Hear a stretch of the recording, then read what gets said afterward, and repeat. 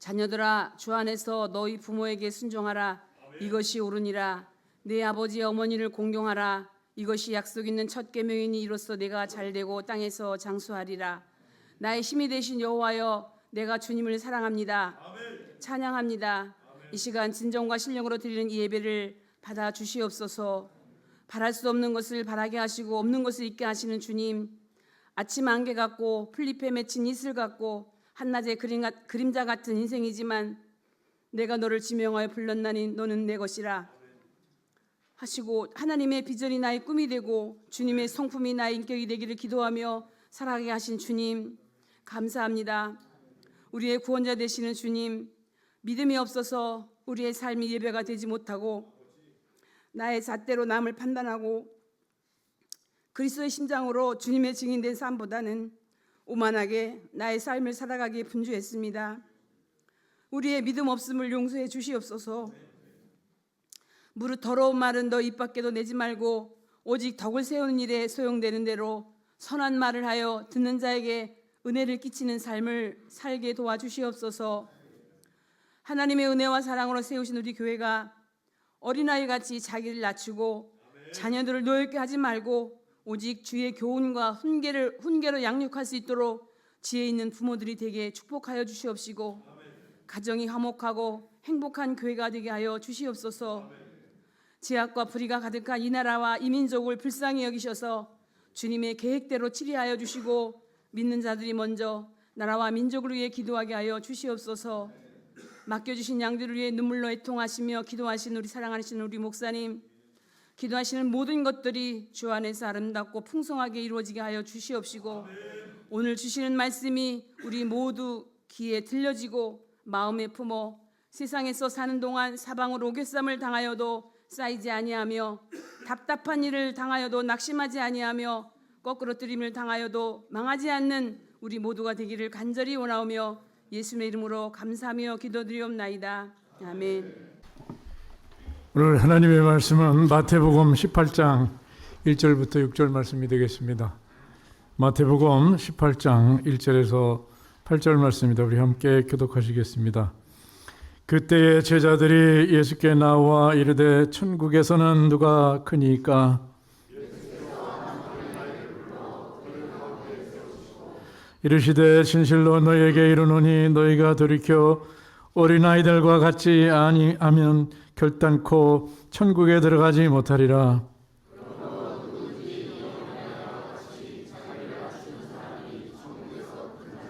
또 누구든지 내 이름으로 이런 어린아이 하나를 영접하면 곧 나를 영접함이니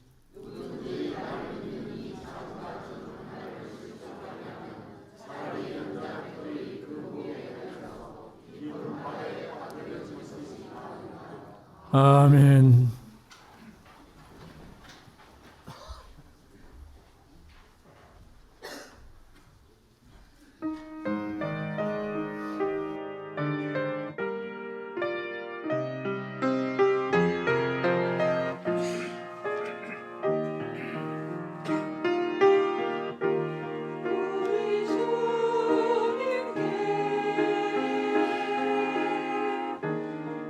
우리 주님께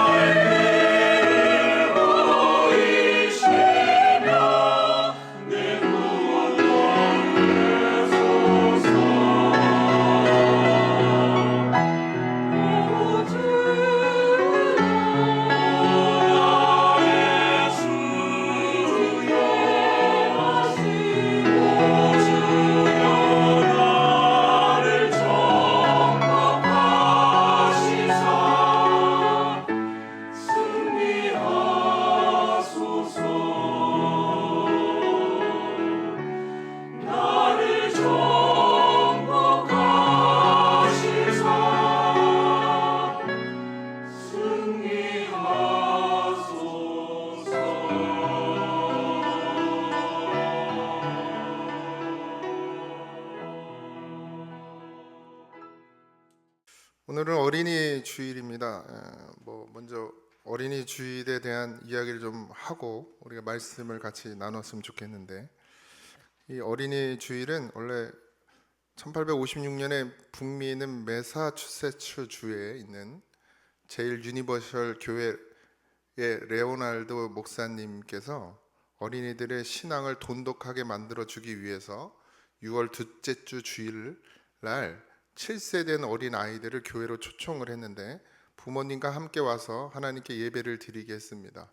그리고 교회에서는 아이들에게 꽃을 달아주고 성경에 사인을 해서 나누어 주면서 그들을 즐겁게 해주고 특별히 기억에 남도록 한 것이 어린이 주일의 시작이었습니다.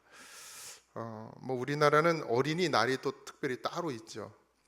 그건 이제 교회와는 별로 그러니까 교회적인 건 아니고 기독교적인 건 아니고, 우리 방정환 선생님이 이제 어린이날을 만들게 되는데 혼자 하신 건 아니지만 색동회라는 일본 유학생 모임 가운데서 그 일을 했고요.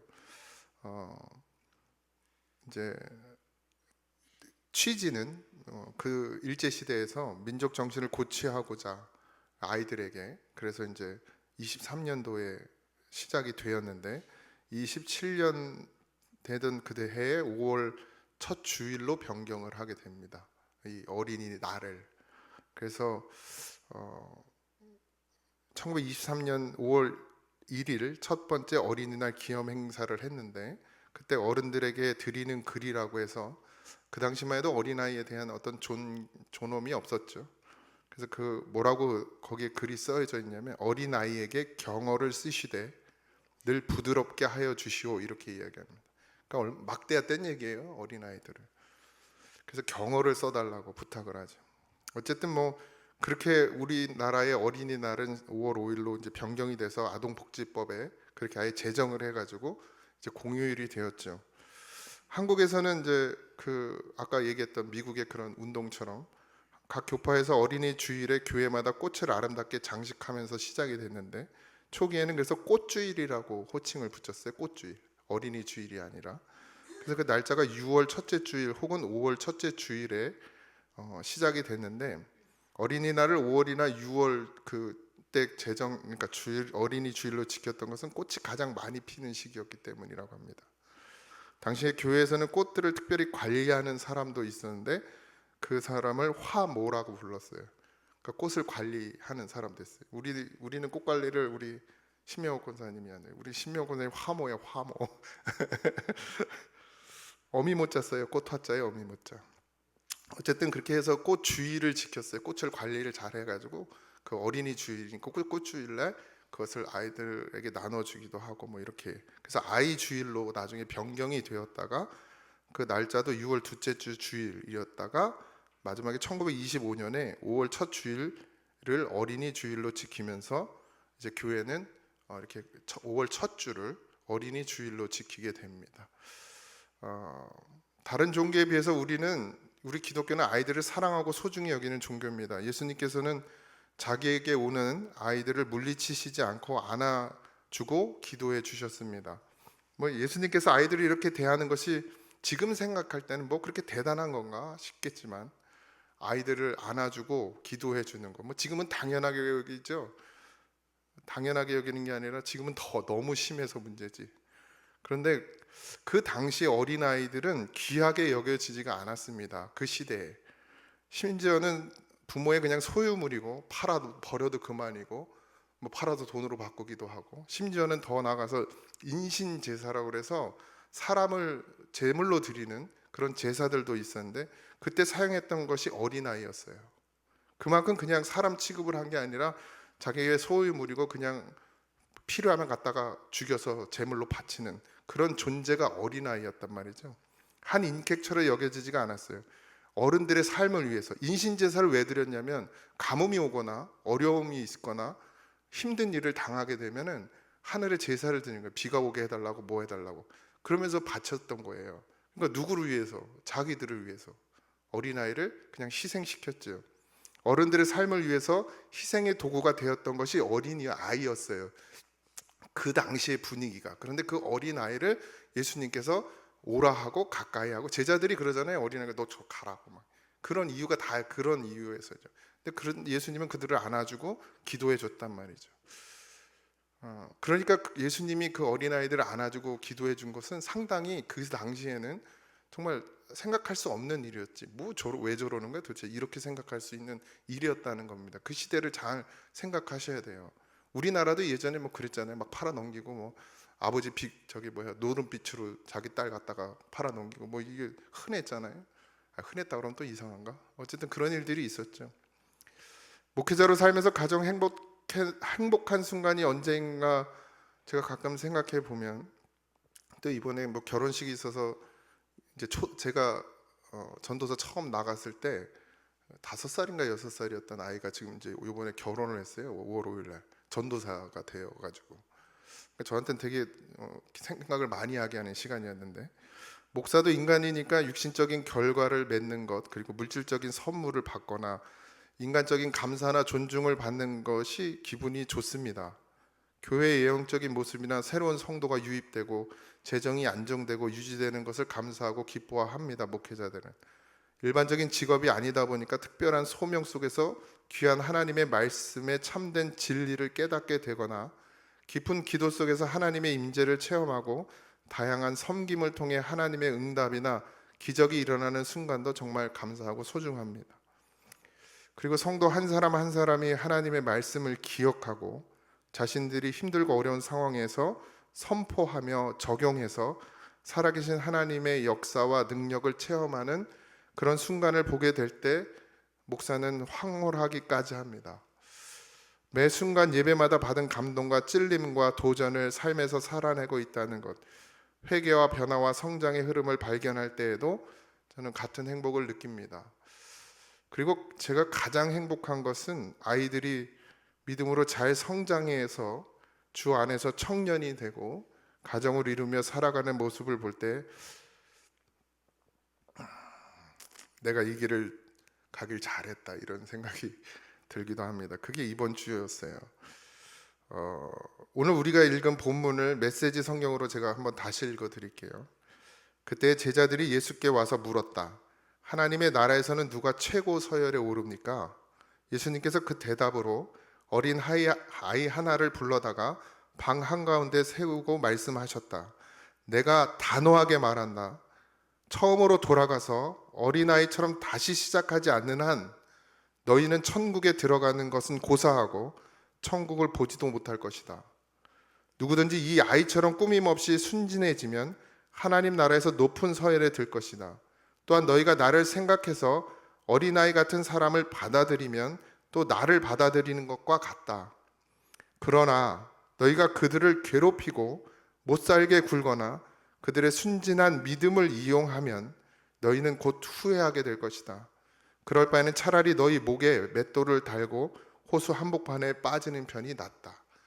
이게 오늘 우리가 읽은 본문의 메시지 성경으로 다시 번역한 내용입니다. 오늘 본문에서 제자들끼리 예수님의 나라가 세워지면 누가 제일 큰 사람이 되는 것인가에 대해 다툼이 생겼습니다. 그 앞부분에도 그렇고 예수님을 뭘로 봤죠?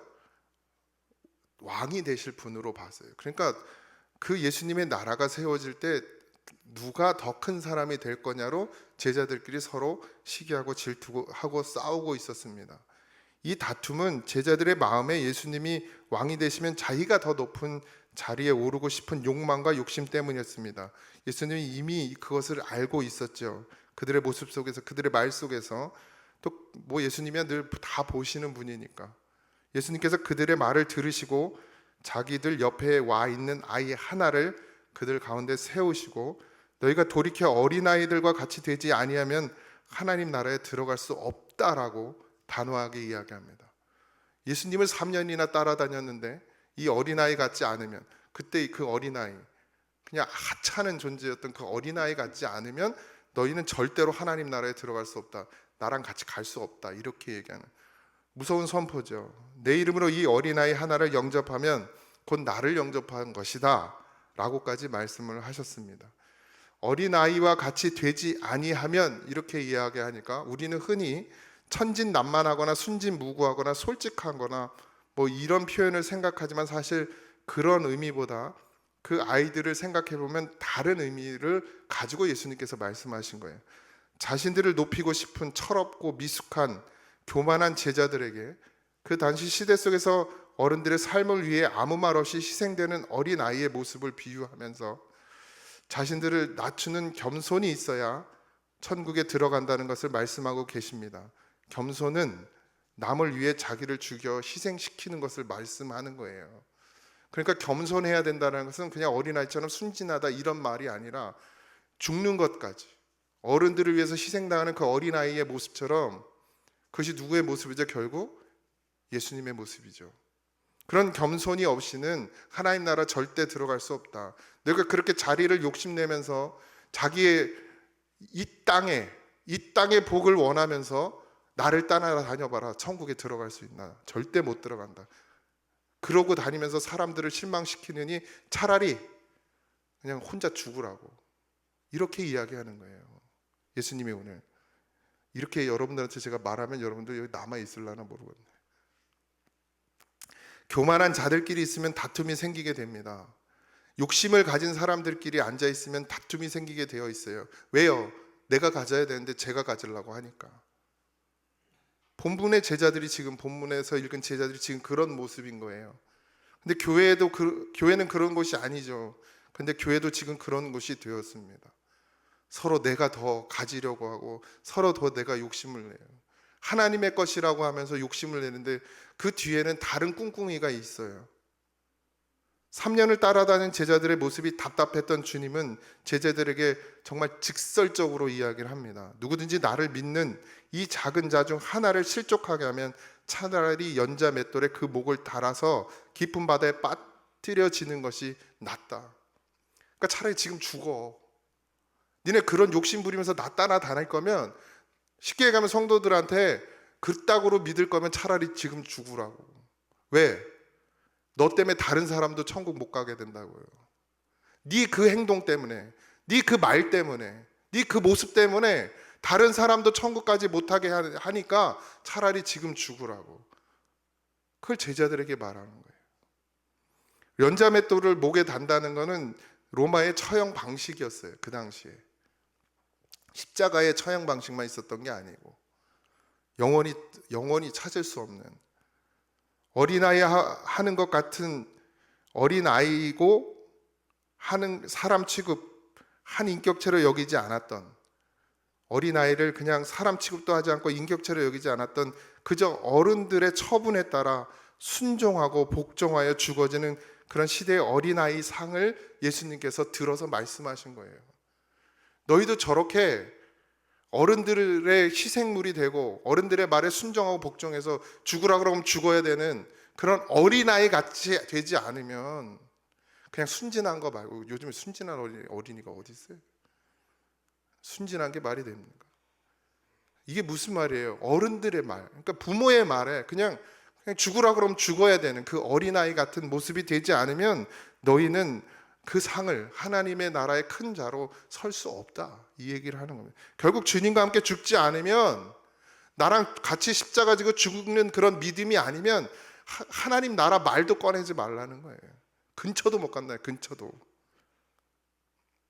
예수님은 이 어린아이와 같은 작은 자를 영접해야 함을, 겸손하고 하나님 말씀에 순종하고 복종하는 자가 되어야 함을 이야기하고 있는 거예요, 제자들에게. 오늘 우리에게 그렇게 말씀하시는 겁니다.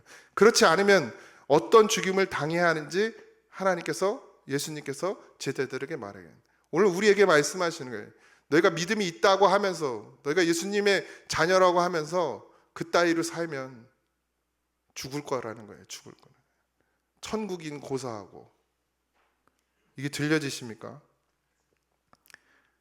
메시지 성경에서 이렇게 얘기하죠. 그러나 너희가 그들을 괴롭히고 못살게 굴거나 그들의 순진한 믿음을 이용하여 하면 너희는 곧 후회하게 될 것이다. 제자들에게 하는 말이에요. 오늘 목사들에게 하는 말입니다. 정말 믿음으로 살고자 하고 구원받고자 하는 그런 성도들을 괴롭히고 못살게 굴거나 그들의 그 순전한 마음을 이용해서 자기의 배를 불리는 그런 제자가 되면, 너희가 나를 따라다니면서 정말 죽는 것이 아니라 나를 따라다니면서 한 자리 차지하면서 사람들을 괴롭히고 그렇게 어렵게 만들 그런 사람이 되면 반드시 후회할 일이 생길 거라는 거예요. 죽는다는 지옥 간다는 얘기입니다. 후회할 일이 뭐가 있어요? 그리스도인이. 목사가 후회할 일이 뭐 있습니까? 여기서 교회를 세우고 하나님의 나라를 이루어 간다고 말하면서 뒤로 자기의 유익만을 챙기고 순전한 믿음을 이용해서 자기 배를 불리면 그 목사가 갈 곳이 어디겠어요? 하나님 나라에? 웃기지 마세요. 그럴 바엔 차라리 너희를 목에 맷돌을 달고 호수 한복판에 빠지는 게 낫다. 차라리 빨리 죽어라 이거예요. 다른 사람도 못 가게 하지 말고. 어린아이는 누구를 말하나요? 3절에 이르시되 진실로 너희에게 이르노니 너희가 돌이켜 어린아이들과 같이 되지 아니하면 결단코 천국에 들어가지 못한다. 못 들어갈 수도 있는 게 아니라 못 들어간대요. 갈 수도 있고 못 갈 수도 있을가 아니고 주님께서 결단코 못 들어간다고 말씀하십니다. 그러므로 누구든지 이 어린아이와 같이 자기를 낮추는 사람이 천국에서 큰 자다. 대답해 주시죠. 제자들이 그러잖아요. 천국에서 누가 예수님의 나라가 임하면 누가 큰 자입니까? 납니까? 베드로입니까? 요셉 야곱입니까? 야곱이 왜 나와요 여기서? 베드로입니까? 요한입니까? 뭐 이러고 있는 거예요. 근데 그러니까 진짜 큰 자는 누구예요? 어린아이와 같은 그런 믿음이 아니면 안 된다는 거죠. 어린아이와 같은 자기를 낮추는 겸손은 예수님을 이야기하는 것이죠. 하나님 말씀에 순종하고 복종하여 마치 그 시대의 어린아이들처럼 부모의 말에 그냥 복종하고 순종한 것처럼 예수님도 하나님 말씀에 순종하고 복종해서 아무 말 없이 십자가에 달려 죽으시는 그 예수님, 그게 어린아이 같은 거예요. 그리고 그 예수님을 닮아 자기를 죽는 자리에까지 내어주는 성도를 말하는 겁니다. 천국에서 큰 자는 겸손으로 십자가를 지고 죽기까지 섬기는 자를 말해요. 헌금 많이 하고 봉사 많이 하고 그래서 하늘에 상급이 쌓이고 큰 자가 되는 것이 아니라 지금 삶 속에서 예수님과 함께 죽는 것, 주님의 사랑을 나타내는 자가 하늘에서 크다는 거예요. 그렇게 안 될 거면 차라리 죽으라는 거예요. 차라리 죽으라고.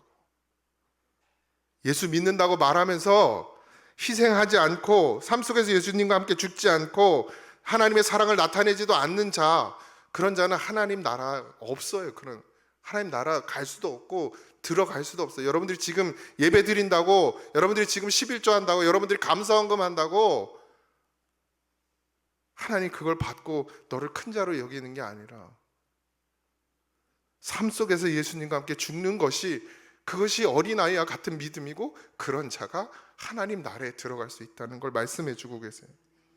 그렇게 하신 분이 바로 예수님이시고 또 우리여야 합니다. 우리는 예수님을 통해 구원받은 성도요 제자요 증인이기 때문입니다. 그래서 그렇게 살아내야 돼요. 그렇지 않으면 안 된다고 예수님이 분명히 말씀하셨어요. 결단코 들어가지 못한다. 11조 많이 한다고 하나님 나라 들어가는 것이 아니고, 예배 다 참석한다고 하나님 나라 들어가는 것이 아니고, 봉사 많이 한다고 하나님 나라 들어가는 게 아니고, 하나님이 그런 사람을 큰 자라고 여기는 게 아니라 어린아이와 같이 하나님 말씀에 순종하고 복종해서 죽기까지 하나님을 사랑하고 이웃을 사랑하는 그런 사람이 큰 자다. 그런 사람이 하나님 나라에 갈 수 있다. 이 이야기를 오늘 하고 계십니다. 마태복음 5장 19절에 그러므로 누구든지 이 계명 중에 지극히 작은 것 하나라도 버리고, 예수님이 산상수훈의 말씀을 주시면서 이 계명 중에 하나라도 버리고 또 그같이 사람을 가르치는 자는 천국에서 지극히 작다 일컬음을 받을 것이요.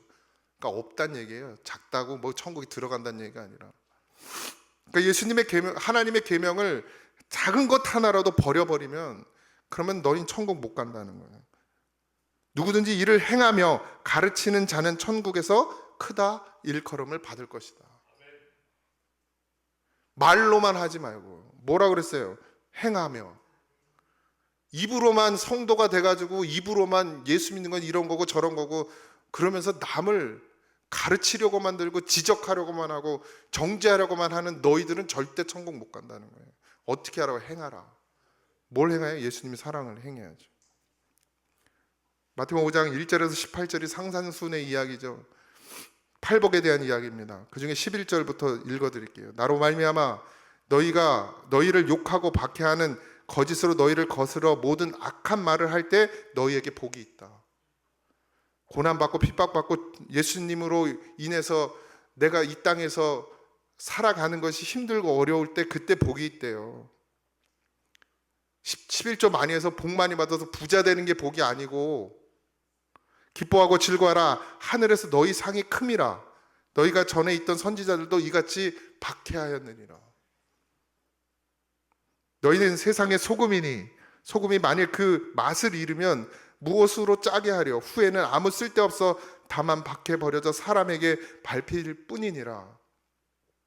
어린아이의 믿음이 되지 않는 성도들이 예수님의 이름을 이렇게 더럽히고 결국에는 소금의 역할을 해야 되는 성도가 소금의 역할을 못하면 어떻게 된다는 거예요? 세상에서 밟힌다는 거예요. 지금 교회가 얼마나 밟힙니까? 왜 밟혀요? 그 사람들이 잘못돼서요? 아니요, 우리가 잘못해서. 우리가 또 예수님으로 살지 못하니까. 말만 예수. 근데 삶이 없으니까. 그러니까 어떻게 해요? 맛을 잃었어요. 그러니까 어떻게 한다는 거예요? 세상에서 밟히는 거예요. 무시당하고 개독교란 소리를 듣는 거예요. 당연한 거예요. 들어도 싸지. 여러분들한테만 하는 말이 아니고 지금 제 가슴에다 하는 말입니다. 너희 세상의 빛이라. 산 위에 있는 동네가 숨겨지지 못할 것이요 사람이 등불을 켜서 말 아래 두지 아니하고 등경 위에 두나니 이러므로 집 안에 모든 사람의 비치느니라. 이같이 너희 빛이 사람 앞에 비치게 하여 그들로 너희 착한 행실을 보고. 착한 행실을 보고예요. 말이 아니고 착한 행실을 보고 하늘에 계신 너희 아버지께 영광을 돌리게 하라. 하나님이 영광 받지 못하는 건 다 우리 때문입니다. 나 때문에. 내가 율법이나 선지자들을 폐하러 온 줄 생각하지 말라. 폐하러 온 것이 아니요 완전하게 하려 함이라. 진실로 너에게 이르노니 천지가 없어지기 전에는 율법의 1.1획도 결코 없어지지 아니하고 다 이루리라. 어린아이와 같은 자, 소자, 예수님의 자녀된 성도의 삶이 어떠해야 하는지 분명하게 말씀해 주고 계십니다. 소금이 되고 빛이 되어야 되는. 어려우신가요? 오늘 제가 드린 말씀이 버거우세요? 그렇게 어떻게 사냐고 지금 마음에 근심이 있으십니까? 그럼 아직 주님의 사랑이 뭔지 모르시는 겁니다. 죄로 죽은 나를 살리신 주님의 사랑의 은혜가 무엇인지 아직 깊이 깨달아 알지 못하는 거예요. 그러니 기도하십시오. 나를 위해서, 자녀를 위해서, 나와 이웃의 모든 자들을 위해서 기도하십시오. 깨달은 것이 있으면, 알아지는 것이 있거든. 원망하고 불평하지 말고, 목사님 또 오늘 왜 저래? 이러지 말고 기도하세요. 기도하시는 어머니들이 있었어요. 애굽의 노예 생활 속에서 기도하는 어머니 요게벳은 모세를 낳았습니다. 모세의 죽음 앞에서 요게벳은 기도 외에는 할 것이 없었어요. 하나님은 모세의 인생에서 역사해 주셨습니다. 사무엘에게는 한나라는 어머니가 계셨어요.